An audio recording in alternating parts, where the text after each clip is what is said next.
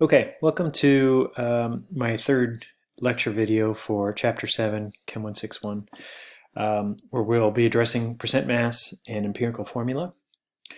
Let's begin with the concept of percent mass by composition. So what this is the percentage by mass of a constituent element in regards to the total composition of the compound. Okay, so in an example for water where the molecular weight is 18.01 grams per mole, we know that hydrogen is roughly 2 grams per mole contributing as a contribution to that weight. So 2 divided by 18 would be an estimate for the percent mass of hydrogen in water. Okay, so listing the oxygen in that example, the percent composition by mass of oxygen in water would of course be something similar. So we would take the total mass of water. We can use the molar mass in some cases here, or the mass of an actual sample.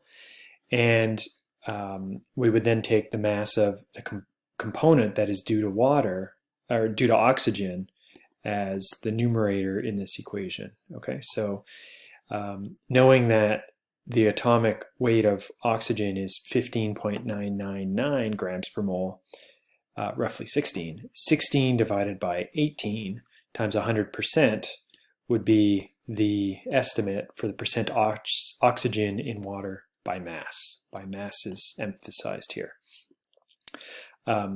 Contrast this to percent oxygen in water by atom or by mole. You can see here that by atom, oxygen is only one of 3 atoms in the compound, and so oxygen would be 33% by atom or by mole in composition. Okay, so that gives emphasis to the additional terminology needed here for percent composition by mass. Okay. Very good. So we've roughly spoken to some of these concepts here, working out the actual math, as I've mentioned here, taking an estimate for the atomic weight for a single oxygen from the periodic table, divided through by the molar mass estimate for water. We can roughly see that the compound is 88.9% by mass oxygen. Okay, so by mass oxygen. Very good. Okay, here's an example. Versite is an iron oxide compound. Here you can see the formula has a balance of FeO, or a 1 atom of iron to 1 oxygen atom in the formula. The atom composition, or percent by mole, is of course 50% iron and 50% oxygen, given that each one is equally populated in the formula. Okay, so contrast this again to the percent mass by composition. So if we were asked to calculate the percentage mass composition of FeNO in this compound, we can take a root based on atomic masses and molecular mass, with the idea that we're analyzing 1 mole of the compound. Okay, so the first step would be to sort of assume 1 mole of the compound. This is the basis for using the grams per molar value from a periodic table and from the molecular weight. And this therefore means that for every 1 mole of FeO, we have 1 mole of Fe and 1 mole of oxygen. That's our initial sort of logic to get started on this problem. Next, with that understanding, we can convert these moles that we now have into mass units. So the mass of FeO is of course the molar mass. So this comes from the addition of the weight of the atomic mass of iron plus the atomic weight of oxygen, and this represents the molar mass of FeO. So 1 mole of FeO weighs 71.85 grams. Similarly, the atomic weight of iron tells us that 55.85 grams of iron is present in 1 mole of iron. Okay, so we've seen those ideas before when we introduced the idea of the mole. And likewise, if we had 1 mole of oxygen atoms, we know that that corresponds to roughly 16.00 grams of oxygen. Okay, our job is to now transfer this information into mass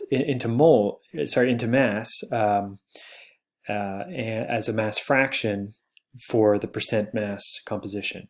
So what we're going to do is simply divide through for the percentage of iron. We take the mass contribution from iron in the iron oxide and multiply by 100%. Okay, so here you can see how that entry in the second kind of row here has given us the numerator. So this is the mass due to iron, and we've taken the denominator as the total mass for the compound, and as a fraction that gives us this 0.773 value. Multiplying by 100%, we end up with this as the percent mass of iron in this compound. Take a moment to pause the video and try to outline what you would expect for the percent mass of oxygen based on the information on the slide.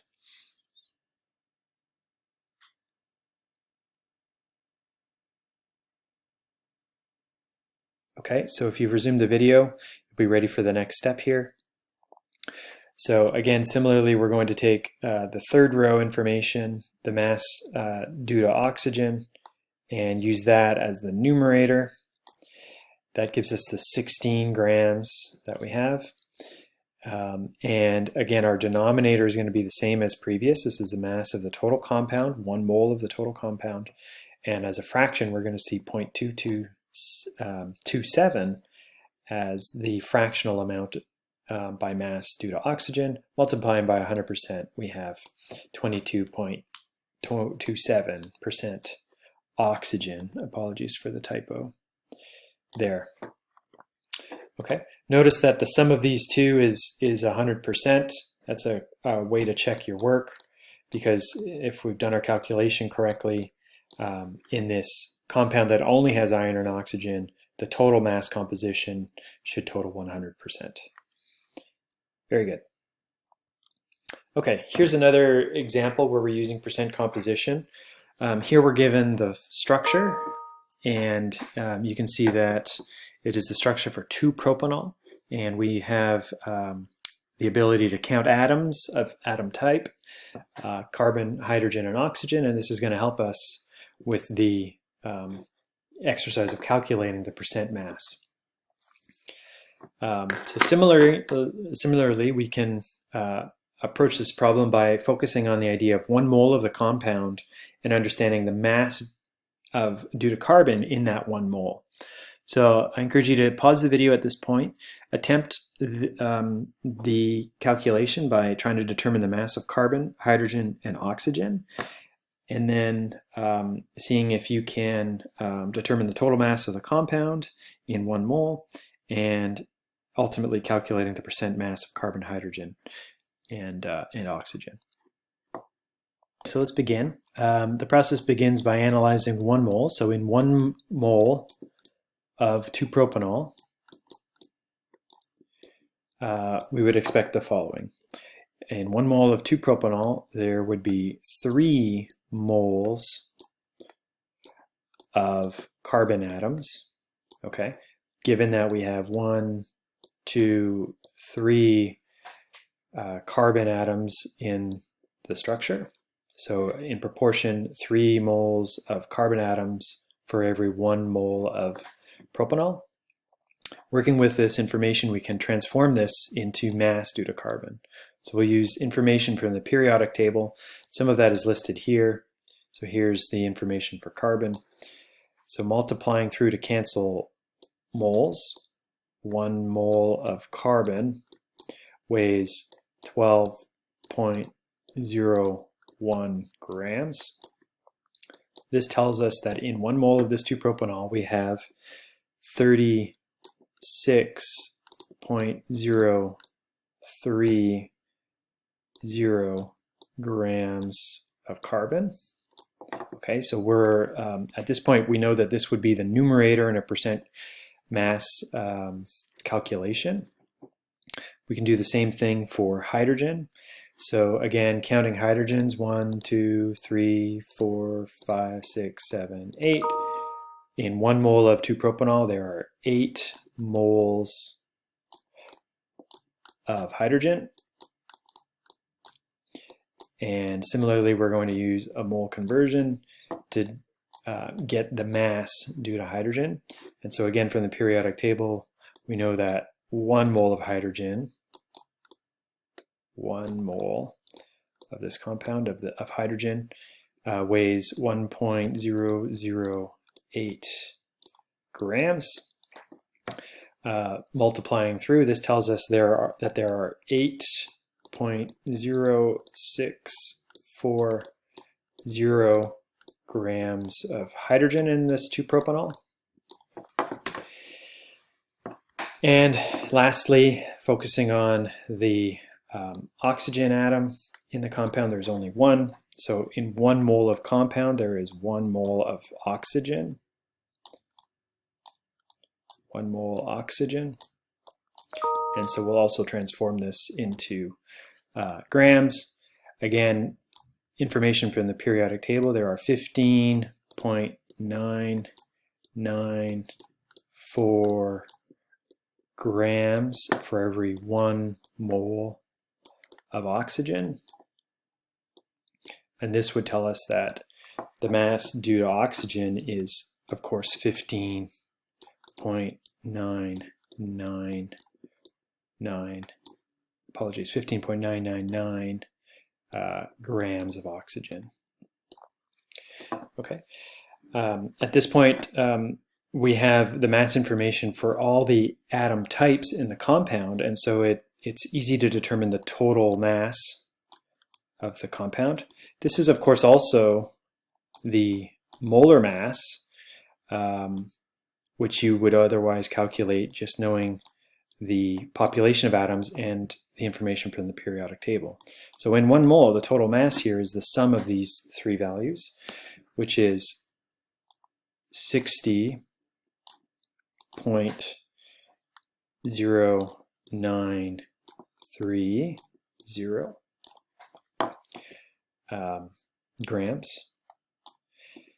Okay, and we're now ready to do the percent mass calculations. So as an example,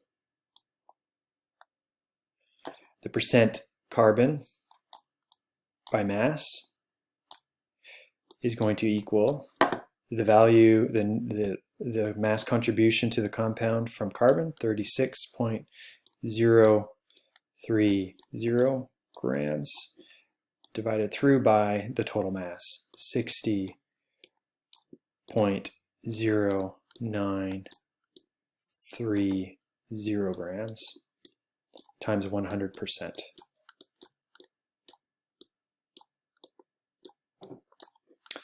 Okay, and so the outcome here would be 59.9957% carbon.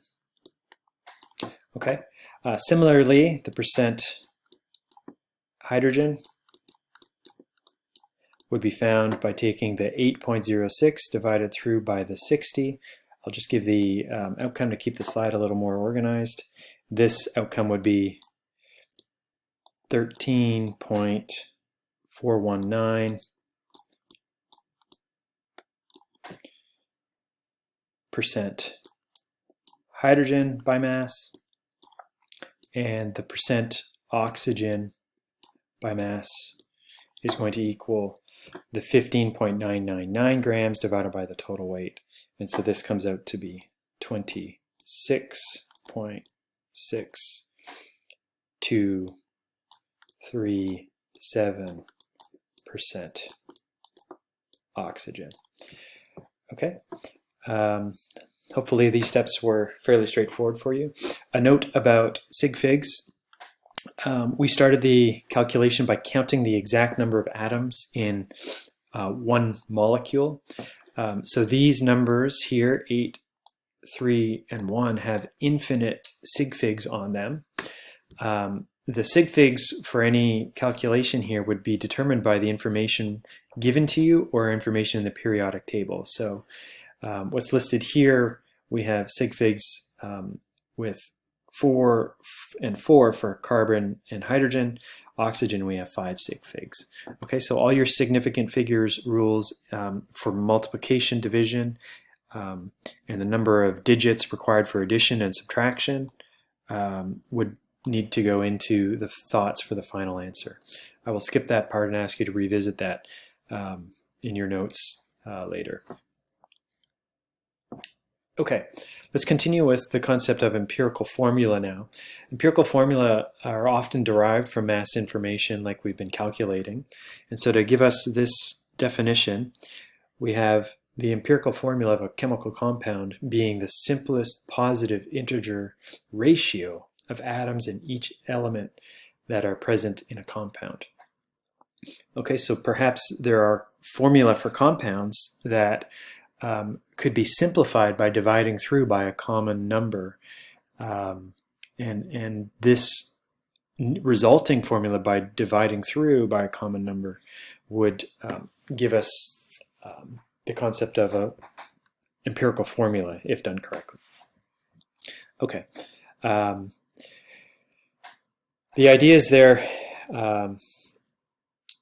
stem from the idea that collections of atoms and molecules are often more than what we see in an exact formula. And you know, if we were counting atom types in a collection of atoms, clearly we would be getting larger subscripts than that inferred in the molecular formula. And so a simplification has happened to give us the molecular formula, and we're now giving the idea that further simplification can happen to give us an empirical formula that reflects more the balance of the atom type than the actual structure of the compound. That's an important distinction. Okay. So as we said, the empirical formula is a formula showing the smallest whole number ratio of elements in this compound. We can get the empirical formula from percent composition calculations like we've done in the previous examples for water and propanol, for example. To make sure that this concept is settling in properly, here's a couple of ideas that help us. Here is the compound benzene and acetylene organized according to their molecular structure, showing the correct number of carbon and hydrogen atoms needed to make the unique molecule and establish all of its unique properties. The molecular formula reflects this, so you can see that one of these molecules is defined by the molecular formula, accounting for the correct number of carbons and the correct number of hydrogens. So in the benzene molecule, 6 carbons and 6 hydrogens each. Both of these molecules have the same empirical formula. So that is, by dividing the parent molecular formula through by the common subscript 6, the empirical formula for benzene becomes simply C1H1. Doing the same thing for acetylene, dividing through this time by the integer 2 to simplify the formula further, we have a C1H1. So both these compounds have the same empirical formula that reflects the balance or the percent composition of carbon to hydrogen, which is the same in each of these compounds.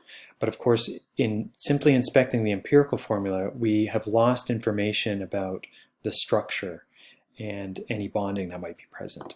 So empirical formula is often used in analyses where we can determine the percent carbon or percent hydrogen or other percent compositions from other analyses. And often additional information is needed to go back to the molecular formula. Okay. So hopefully this helps solidify the idea of an empirical formula versus the molecular formula. Dividing through by an integer n allows one to simplify a molecular formula into an empirical formula.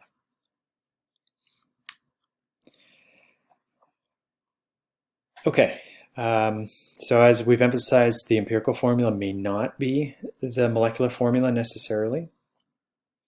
We've seen in the previous case, both molecular formula could be reduced into a common empirical formula. Here, formaldehyde has the molecular formula C2H0, and glycoldehyde has molecular formula C2H4O2. Both have the same common empirical formula, CH2O, and you can see how in the case of formaldehyde, the molecular formula is the same as its empirical formula. And so that sort of second bullet point is emphasized there. Okay, and as I mentioned on the previous slide, the molecular formula is an n multiple of the empirical formula. It emphasizes how it is the simplest reflection of the ratio of elements in the compound of interest. Okay. Another way to determine the value n that may have been used is to understand the overall molecular mass. And if we knew the mass of one empirical formula unit, we'd be able to determine this n value. Okay, so again, these things would be in proportion, as you see here.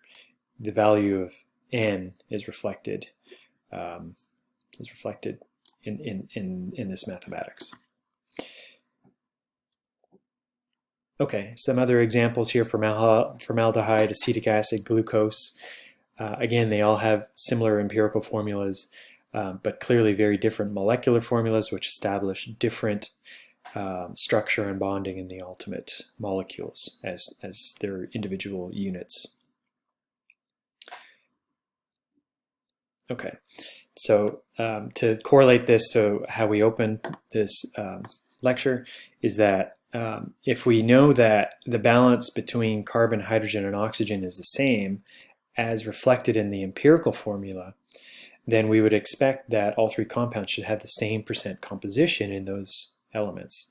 So in these cases, in the cases here, each of them, all three compounds, are 40% carbon by mass, 6.714% hydrogen by mass, 53.27% oxygen by mass.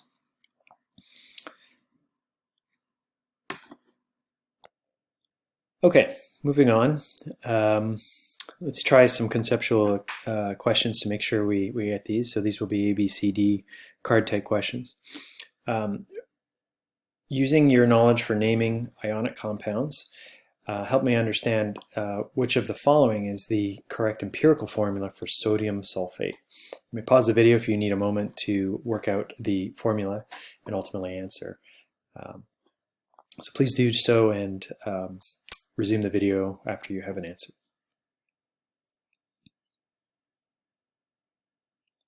Okay, so recalling that the sulfate ion was one that we had to memorize. This is SO4 2-. We know that 2 sodium pluses would be needed, 2 sodium cations would be needed to neutralize the charge on a sulfate 2-. So kind of bringing down that charge as a subscript for the formula is one shortcut to determining the molecular or formula unit. And so we would expect a Na2SO41 result. So the answer here would be C. Okay, another one here. Which of the following is a molecular formula for a compound that has the empirical formula NO2? Again, take a moment to pause the video if you need to come up with the answer.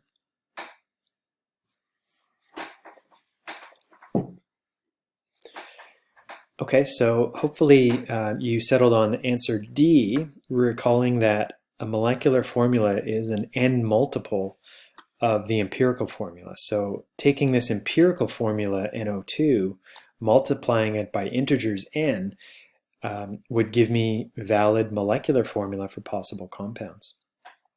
So certainly NO2 is an option. I could multiply by 1 to give us A. I could multiply by 2 to give me double the subscripts in the empirical formula. So this would be the result there. And I could multiply by N equals 3 to give me triple the values of the subscripts in the empirical formula, and this would be the case here. So all of these are correct. Okay, and lastly, which of the following is not an acceptable empirical formula? Again, take a moment to pause the video if you need to reflect on these options, and resume the video once you've settled on an answer.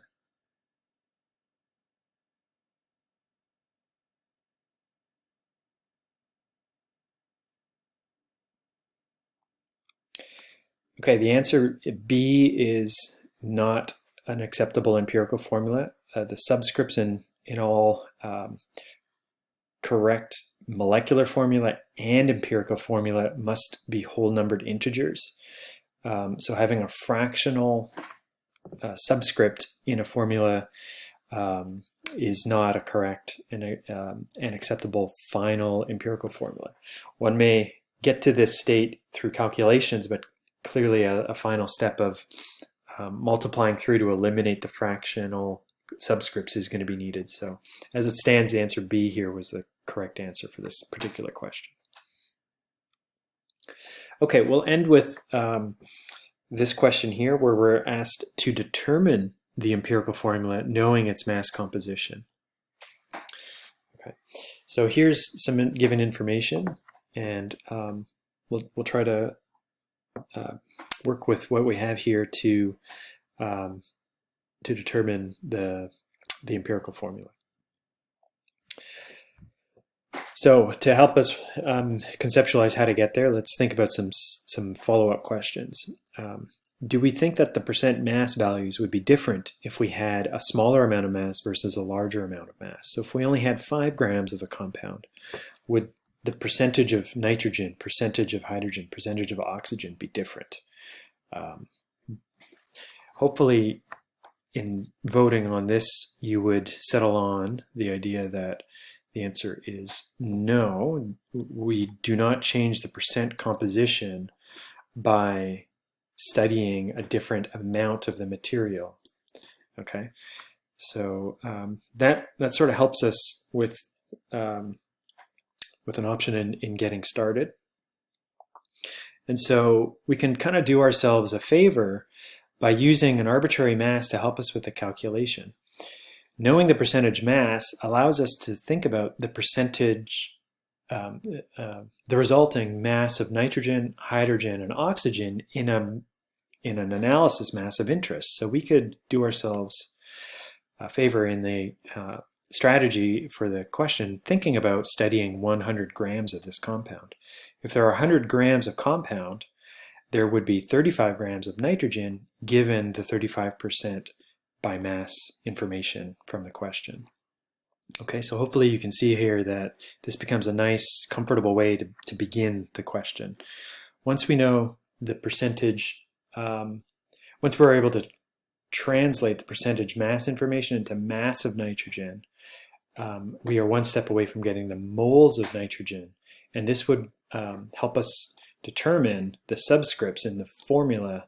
That would be, say, X, Y, and Z, because of course X, Y, and Z reflect mole to mole to mole ratio. Okay, so translating from percent mass nitrogen to moles nitrogen will be a key step in the solution for this problem. I invite you to pause the video and attempt that given the strategy I've outlined here, and see if you can come up with an answer for the moles of nitrogen, the moles of hydrogen, and the moles of oxygen. You could put these fractional mole values as answers for X, Y, and Z subscripts in the formula, but know that a simplification will have to be done before you determine your final answer. So do attempt that before continuing with the video to emphasize the kind of active learning that you might do at this point. Okay, so our plan is to determine the moles of nitrogen hydrogen and oxygen, and use that information to as temporary or preliminary subscripts for the compound of composition NX, Y, and Z. So in other words, mole information is going to simply install itself as a subscripts here, and then we will execute a simplification process where we try to eliminate fractions and decimals and answer with a final outcome that may have different outcomes. So we'll simplify this to give us a compound with integers here as our final step. So I'll simply kind of outline that here with shapes: square, circle, and triangle.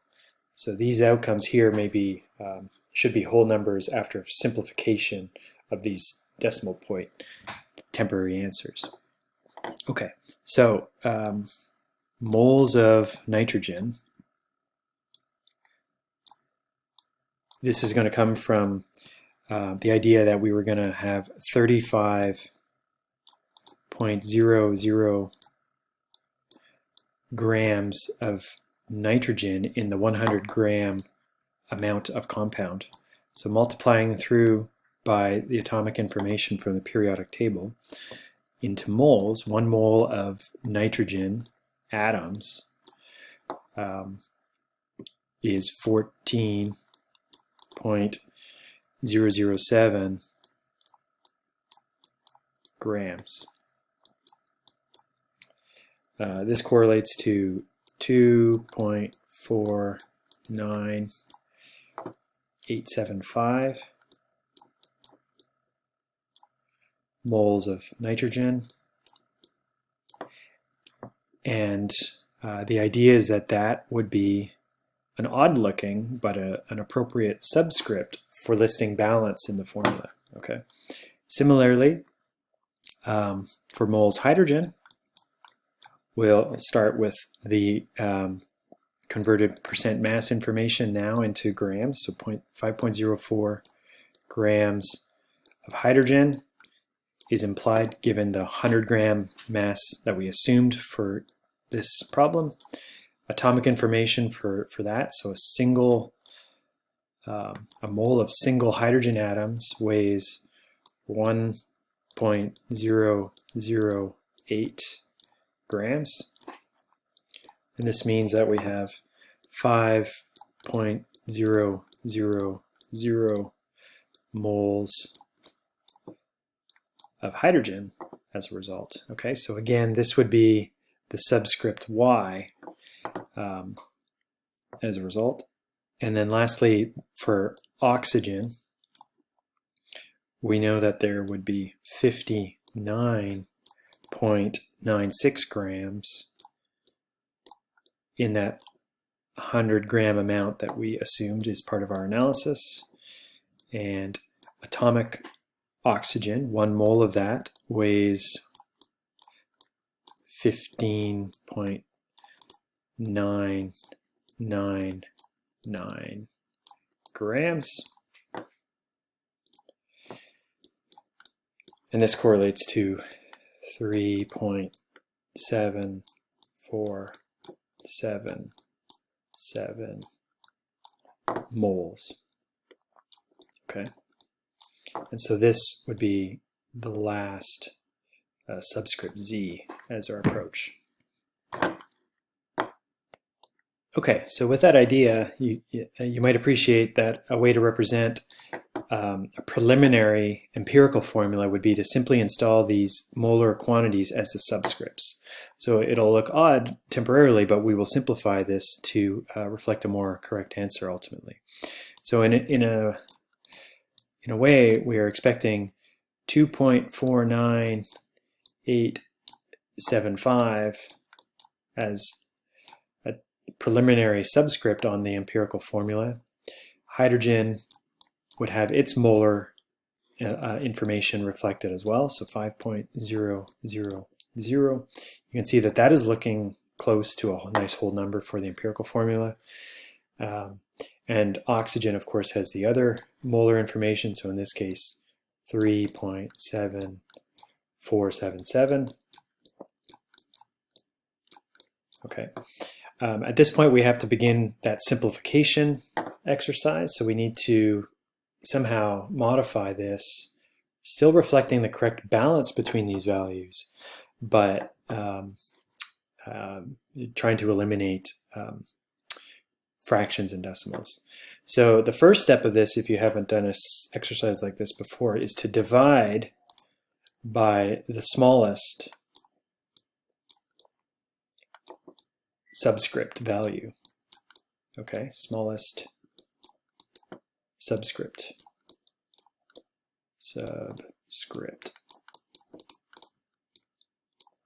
Okay, so in doing this, we would be dividing by the common value 2.49875. So the first one becomes 2.49875 divided by itself. So the outcome there is going to be a nice whole number 1.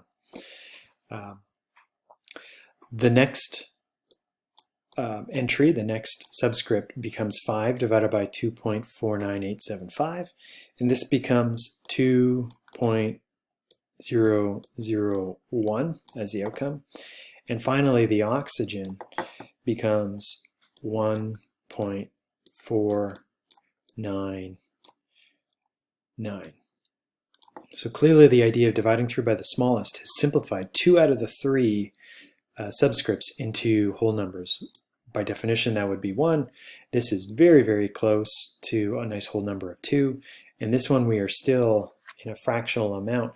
But you can see here that it sets up the next and easy step of simply doubling the formula to give us the final answer where we can eliminate this.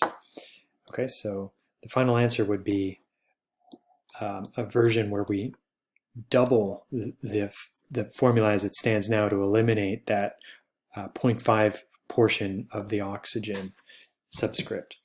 Okay, so N2H4O3 would be the result of multiplying by 2.